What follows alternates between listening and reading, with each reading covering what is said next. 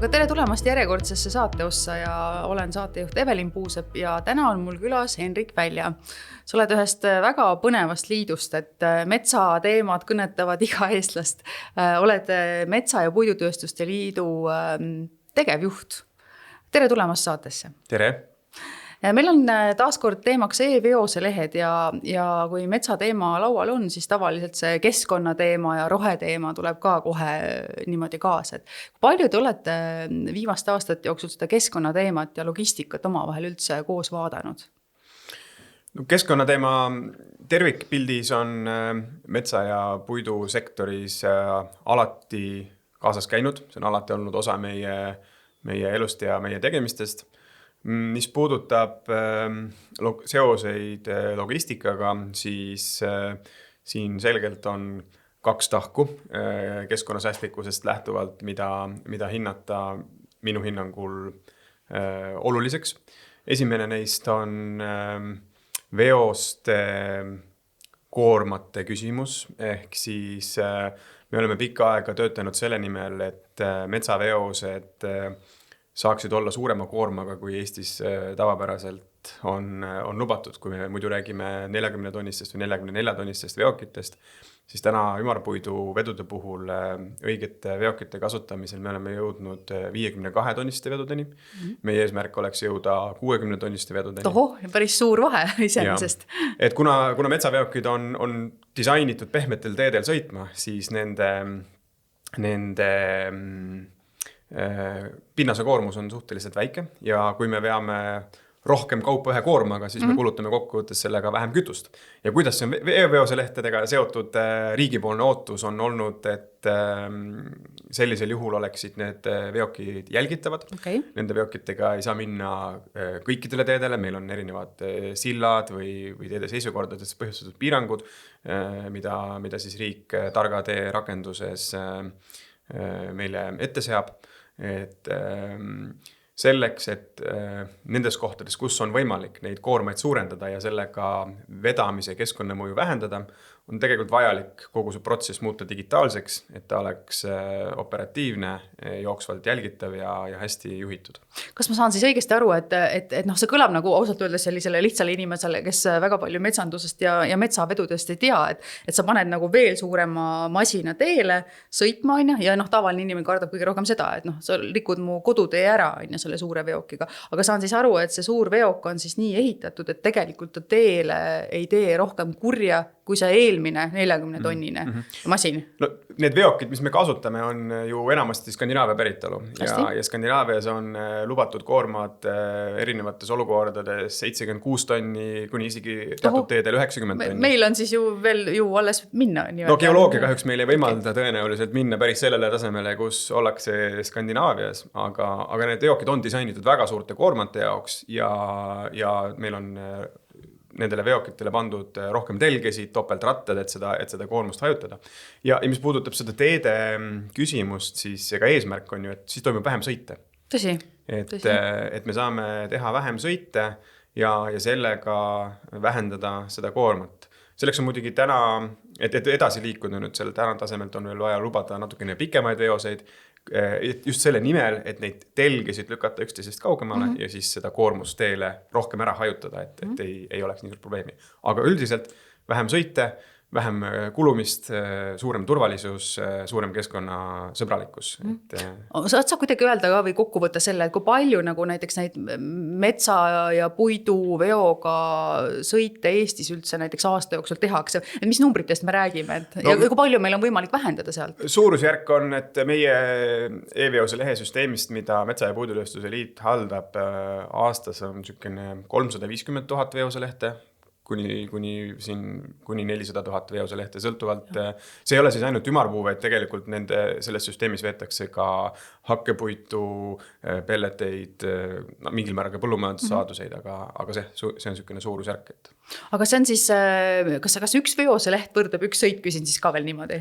Enamasti küll, mitte alati. On erandeid juhul, kui veetakse vahelaost näiteks kaupa ja veetakse mitut sortimenti, siis see on juba iga siis vedaja enda natukene praktika küsimus, kuidas ta on oma need veoselehed üles ehitanud. Mainisid enne siin kaardri taga ka, et tegelikult sellise digitaalse veoselehega te juba olete ammu kursis, et kui Euroopa Liidu tasandil me räägime nüüd sellisest suuremast ettevõtmisest, siis Eestis ma tean, et ka teie kõrval on veel mitmeid nagu osapooli ja firmasid, kes ammu juba digitaalsed iseenesest on. Et miks te selle tee toona üldse jalge alla võtsite?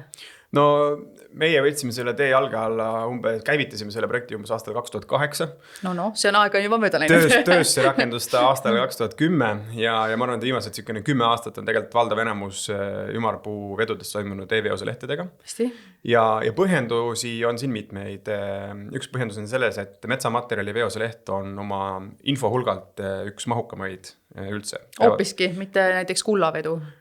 No võib-olla sellised eriveod ka, aga metsamaterjali puhul me peame panema, eks ole, päritolu, omaniku, siis õiguse, mille alusel seda puitu omatakse, sortimendid, mõõdud, seal on küllaltki palju seda infot ja lisaks sellele tegelikult on ikkagi väga pikka aega juba sektoris ka praktika kasutada vabatahtlikke keskkonnasäästlikkuse sertifikaate, mille puhul samamoodi ettevõtted peavad tõestama oma tooraine päritolu ja selle vastavust teatud tingimustele, mis siis on nende standarditega seotud. Ja selle tõttu nende päritolu andmete kogumine ja haldamine on ettevõtete jaoks väga oluline äriprotsesside osa.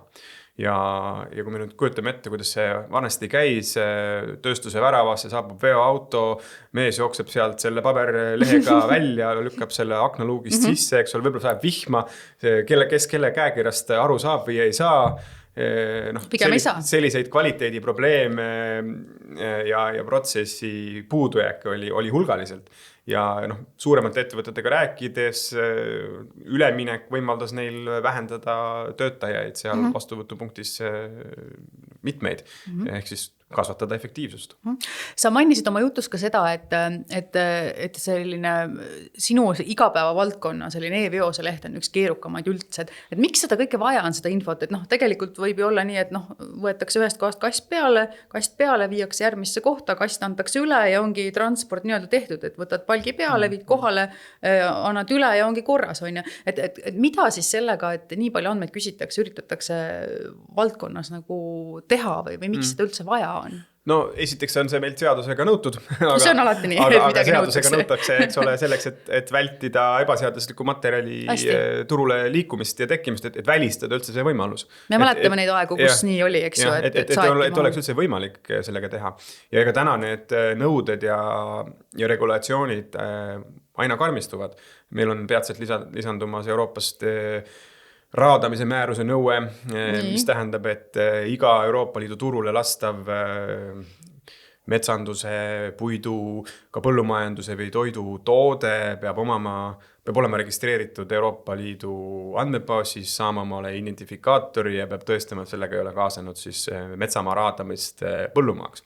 Ja see on jälle üks info, mida me peame hakkama läbi tarneahela materjaliga kaasas kandma, mis omakorda jällegi loob soodsa pinnase digitaliseerimisele. Et meil ei oleks, paberlehtedega vasta enam täna keegi ei tegele, aga et ei peaks ka kuskil Excelis tegelema arvutis sellega ja siis läheb file corrupt ja olegi omadega hädas, eks ole. Et need kasvav bürokraatia surve sisuliselt ei jäta ettevõtetele muud valikut kui digitaliseerida, sest et vastasel juhul me kaotame efektiivsuses, äriprotsessides tekkivate vigade riskid kasvavad ja kes siis sellega tegeleda tahaks.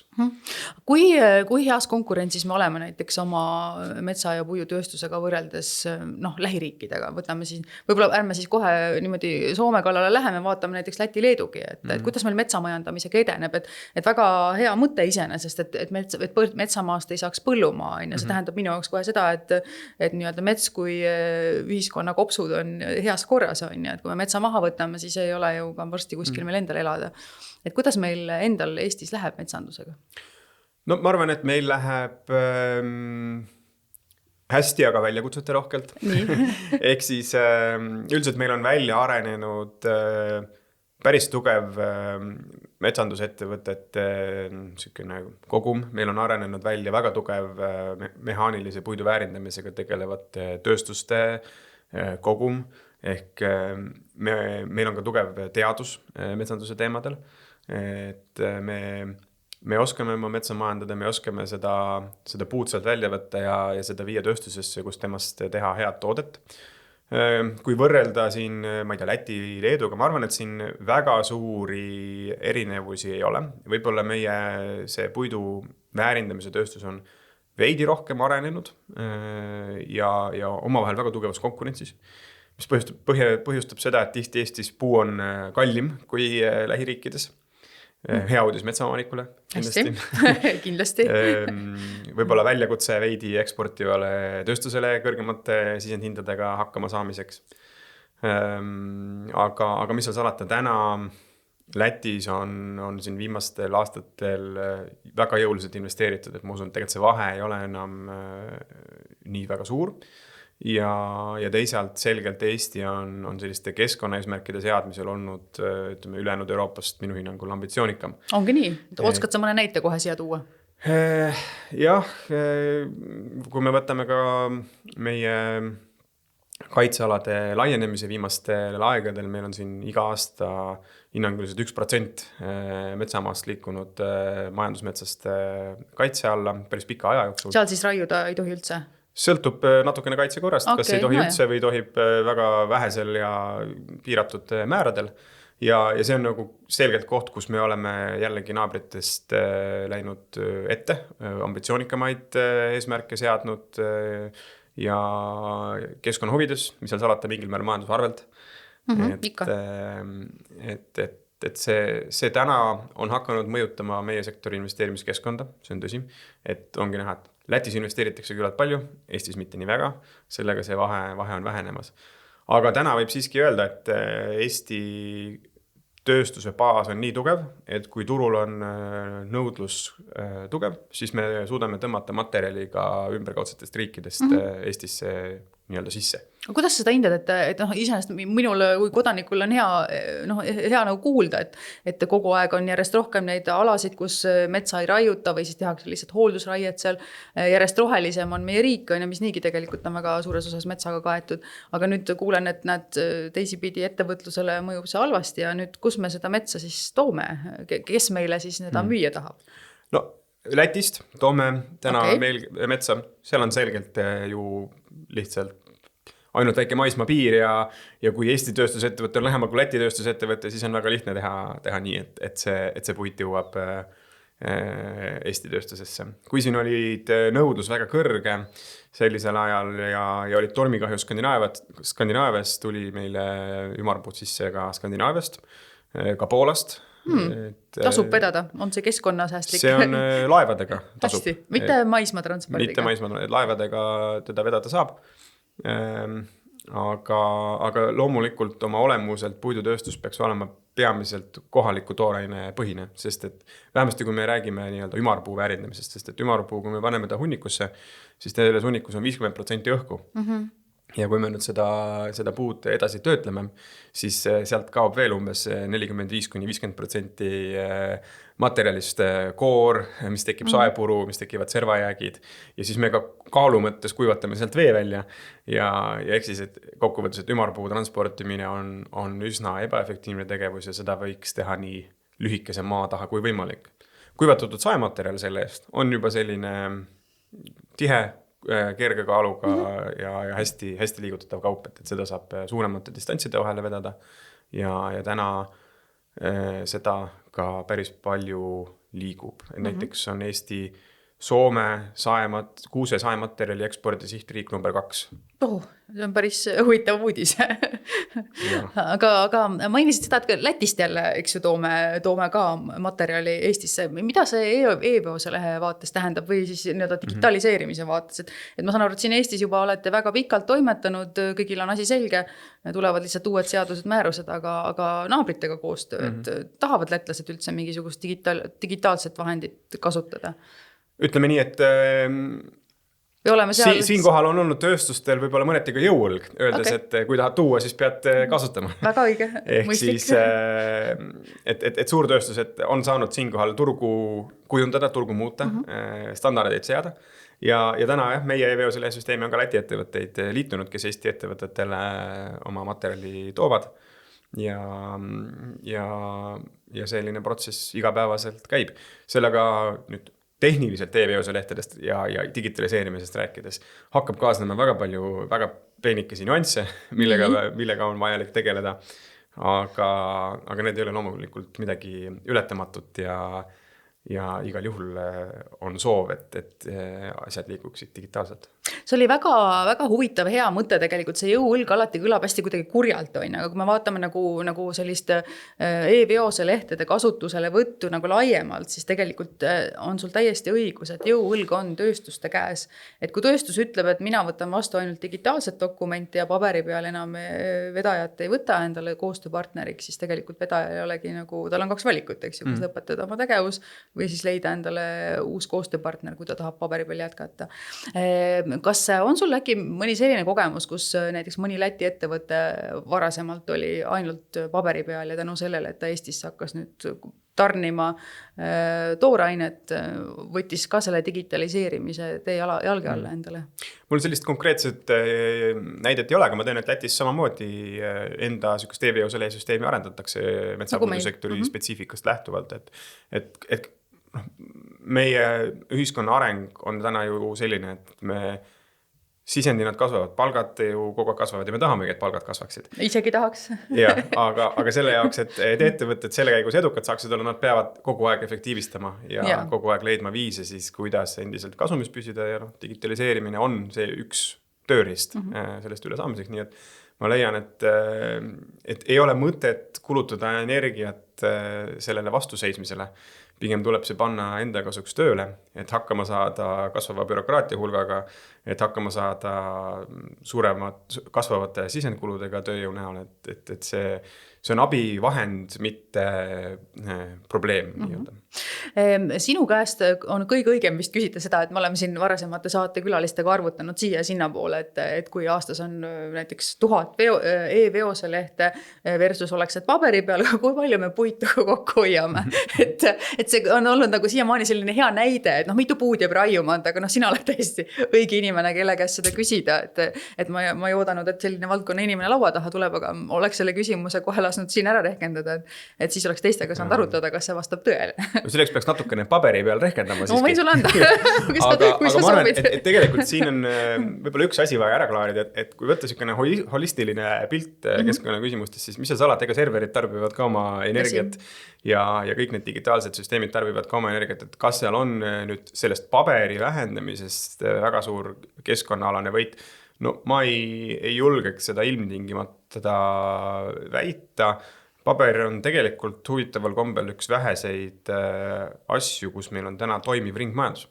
Ehk siis paber on ja kartong on kõige enam taaskasutusse võetav materjal. Eesti inimene siis on nõus paberit ikkagi enam-vähem sorteerima. Kuidas Taaraga on see, konkureeri sinna? No ma räägin pigem siin Euroopa tasandi küsimusest. Millest raha ei saa? Eestis meil nii-öelda paberitööstusid väga ei ole, eks ole. Et kui me räägime Euroopa tasandi vaadet, et siis paberikivudu väga edukalt tuuakse taas ringlusesse ja päris mitu korda.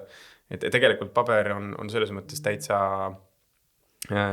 okei lahendus ka, aga ma arvan, et lihtsalt protsesside ja ettevõtete juhtimise mõttes on paber oma aja nendes kohtades ära elanud. No eks see säilitamine ja hoiustamine on omaette nagu väljakutsega, aga see paberi teema ja puidu teema on alati nagu eestlast ju kütnud, eks me siuke metsarahvas oleme olnud ja puit on aidanud meil ka soojas ennast hoida. Oskad sa võib-olla veel keskkonna vaates öelda, et see otseselt ei puuduta küll e-veose lehtega, kui me paberi kogumisel ja taaskasutamisel oleme ikkagi üsna edukad, et mis nende teiste jäätmeliikidega siis nagu mure meil on, et kuidas teha siis kogumise mõttes teised jäätmeliigid ka nii apetiitseks. Paber on minu jaoks ka täiesti nagu lihtne. Selleks on eraldi konteiner, sa viid oma pakendid sinna, kingakarbid kõik ilusti lähevad, aga teiste asjadega on mul kodus väljakutse. Me ütleme, et veidi kaldume teemast kõrval, aga olles ringmajanduse teemaga ka kokku puutunud, minu arvamus on see, et meil peab olema skaleeritav tehnoloogia, mida nende sorteeritud jäätmetega edasi peale hakata. Paberiga on meil korras siis? Paberiga on korras, seda saab paberitööstuses segada värske tselluloosikiuga kokku vastavalt sellisele vahekorrale, mis kvaliteeti soovitakse saada ja mitu ringi võib seda nii-öelda taaskasutada. Ei ole see küsimus, tööstused on olemas, infrastruktuur on olemas. Kui me lähme teistesse jäätmevaldkondadesse, ongi küsimus, et mis on see skaleeritav tehnoloogia, mida kasutada, et nendest jäätmetest siis midagi välja võtta. Ma arvan, et see täna me teatavasti plastikut peamiselt endiselt põletame Eestis. Ei ole plastitehnoloog, et öelda, mis see õige tehnoloogia on. Igasuguseid põnevaid asju on maailmas olemas. Tartu Ülikoolis on uuritud gaasfermentatsiooni, mis viskad ükskõik millised jäätmed kõik mahutisse ja tulevad bakterid ja teevad sellest gaasi ja ei ole mingit nii-öelda sortimise muret isegi väga palju, et mina arvan, et see algab ikkagi tehnoloogiast, mis lahendab seda probleemi, lahendab seda efektiivsel ja skaleeritaval viisil. Et selliseid põlveotsas nokitsemise lahendusi on kindlasti päris palju, aga ma ei usu, et need saaksid olla olulise mõjuga, sest et nende elus hoidmine on natuke liiga keeruline. Selleks ongi vaja suurt skaleeritavat lahendust. Kas kokkuvõttes võib öelda seda, et näiteks kui me vaatame tagasi selle digitaalse maailma ja uuenduste ja muu juurde, et e-veose leht on nagu see lahendus, mida on võimalik skaleerida, mida on võimalik kõikidel ettevõtetel üle võtta, endale soetada, sest meie laiem eesmärk on ju ka see, et ka Eesti pisemad ettevõtted, kes veostega tegelevad, e-veose lehe kasutusele ühel hetkel võtaksime, ei jagab selleks ka raha praegu 15 000 aprilli lõpuni saab veel soetada endale kena taotluse alusel, et võtke isiga ühendust, kes transpordiettevõtet endal kodus peab. Et ma saan aru, et teie kogemus siin on olnud ainult positiivne ja kui me vaatame seda nii-öelda paberisääst, mis on üks lugu, aga teine teema on ka see, et andmed liiguvad ja info on olemas, mida me tegelikult tarbime, mida me metsast raiume ja kuhu see kõik nagu lõpuks ka tootena välja jõuab. Ja absoluutselt, et ega see e-veose lehe süsteem on vaja ühe korralikult läbimõeldult välja arendada ja siis saavad ettevõtted selle kõik kasutusse võtta, et siis see skaleerimine on lihtsalt kasutusse võtmise taga nii-öelda. Ja meil on ka täpselt niimoodi, et meil on arendatud e-veose lehe register, mis on siis niisugune andmebaas, sinna saavad suurettevõtted oma majandustarkvaradega otse liidestada. Automaatne andmevahetus neil käib, nad ei pea käima kuskil meie süsteemis brauseris mingeid asju klikkimas või välja võtmas. Koodises ikka. Et selles mõttes info liigub kõik meie registrist lihtsalt automaatselt läbi, meie register omakorda on liidestatud riiklike järelevalve XT-ga, et järelevalveasutused saavad sealt oma vajadused kaetud. Ja siis väiksemate ettevõtete jaoks meil on loodud ka siis selline lihtne kasutajaliides, et kui sa ei ole selline ettevõte, kellel on oma majandustarkvara, ma ei tea liidestada. Meil on ka selle jaoks lahendus olemas. Aga nii ta on, et kui sa ühe korra ta hästi ja läbimõeldult ära lahendad, selliselt, et ta ettevõtete probleeme lahendab, siis see on ainult ettevõtete kasutusele võtmise taga ja mul ei ole vahet, kas mul on seal registri või seal andmebaasi taga 10 ettevõtet või 1000 ettevõtet, et see on ühe korra ühele ehitatud ja edasi on ainult serveri mahu skaleerimise küsimus. Ja kui me otsad kokku tõmbame, sa mainisid veel ühe maasika, millest me oleme siin ka eelnevates saadetes rääkinud, et imeline lause, et meie tarkvarast jooksevad andmed riiklikele asutustele, kes need andmed vajavad. Et see kõlas küll nagu imelugu praegu, et see on ju see, mida paljud ütlevad, et kui ma saaks aruandlusest riigile lahti, et siis ma olen nõus digitaliseerima. No see veel aruandlusest päris lõpuni ei päästa, aga küll aga on metsamaterjali digitaalse veoselehe puhul määrusega nõutud, et järelevalveasutustel peab olema siis võimalik teha oma kontrolle, seetõttu oleme me XT-ga liidestanud, mis tähendab seda, et näiteks politsei saab teostada kontrolli veose kohta mitte autot peatades, vaid auto taga sõites, sisestades numbrimärgi, nähes, mis seal koormas on, siis saades edasi otsustada, et kas on põhjust veel mingit lisakontrolli teha või mitte, et ta ei pea igal juhul autot peatama, mis transpordiettevõtte jaoks iga seisuminut on kulu ja neid me ei taha, eks ole. Või siis samamoodi saab vajadusel Keskkonnaamet, saab vajadusel Maksu- ja Tolliamet oma kontrolle siis süsteemis teostada. See on tegelikult see, millest me selle Euroopa Liidu ülese e-veose lehe puhul nagu räägime. See on see unelm tegelikult ja ma saan aru, et teile oma valdkonnas sisuliselt Eesti tasandil on see täna juba käes.